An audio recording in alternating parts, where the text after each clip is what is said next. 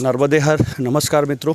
आज हमारी यात्रा का 5वां दिन और आज हमारी यात्रा पहुंची है ग्वारी घाट, सिद्ध घाट जबलपुर, जो कि एक प्रसिद्ध घाट है।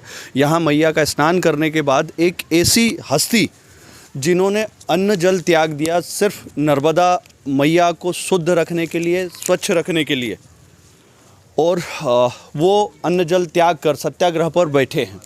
आज हम उनसे बात करेंगे। जो हमारी यात्रा का भी संदेश है कि सारे लोग नर्मदा जी को स्वच्छ रखें और नर्मदा जी सारे लोगों पे अपनी कृपा बरसाए रखें।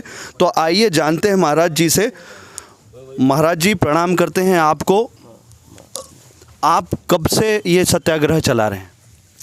ये सत्याग्रह जो है विगत 74 दिनों से जो है माँ नर्मदा के उद्गम स्थल से लेके नर्मदा के पथ पर जो है अन्न आहार फलाहार का त्याग करके उस माँ नर्मदा के शुद्धिकरण, उस माँ नर्मदा के संरक्षण और संवर्धन के लिए जो है ये जीवन समर्पित है, ये सत्याग्रह समर्पित है।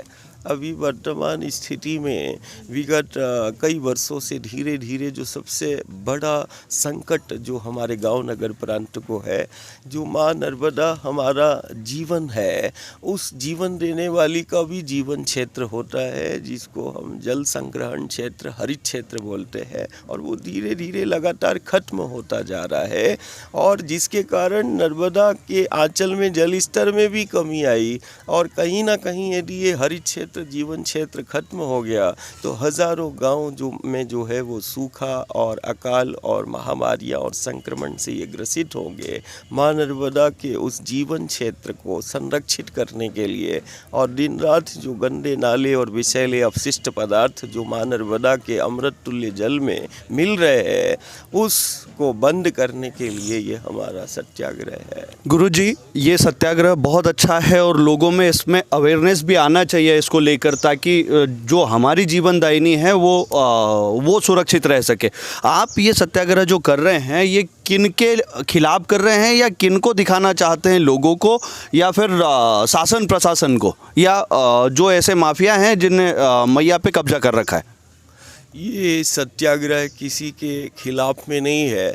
ये धर्म संविधान के विरुद्ध जो लगातार जो है कृत्य कर रहे हैं, अवैध निर्माण है, अतिक्रमण है और माँ के हरित आंचल को जो नुकसान पहुंचा रहे हैं, ये सत्याग्रह समाज को बोध कराने के लिए है। ये सत्याग्रह शासन प्रशासन और जवाबदार जिम्मेदार जो जनप्रतिनिधि है उनको बोध कराने के लिए है कि आज नीति है, कानून है, धर्म और संविधान और उच्च न्यायपालिका सब कह रही है कि हमें संरक्षित करना है उस जल संग्रहण क्षेत्र को, हरित क्षेत्र में किसी प्रकार का कोई छेड़खानी नहीं होना चाहिए।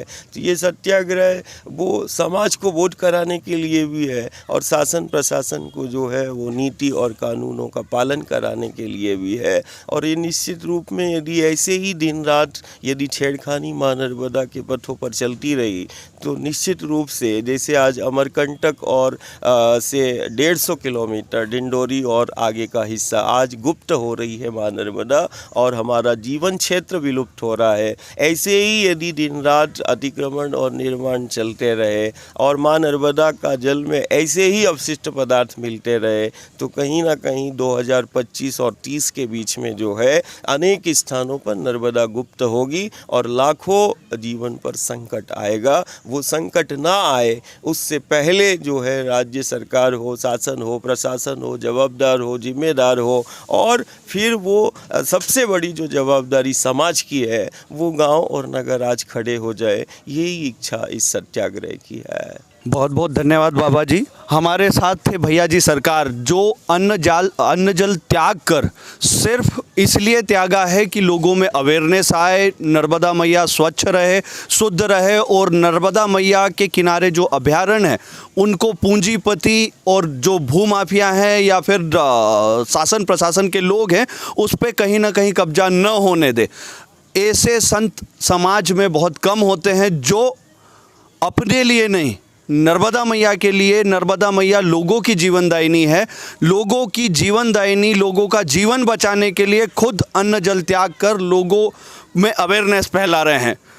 हमारी यात्रा में हम सभी लोग सारे लोगों से हाथ जोड़कर प्रार्थना करते हैं कि बाबा जी का सहयोग करें और सहयोग करने के साथ साथ वो करें जो बाबा जी चाहते हैं, गंदगी ना फैलाएं। बोल मात नर्मदे हर।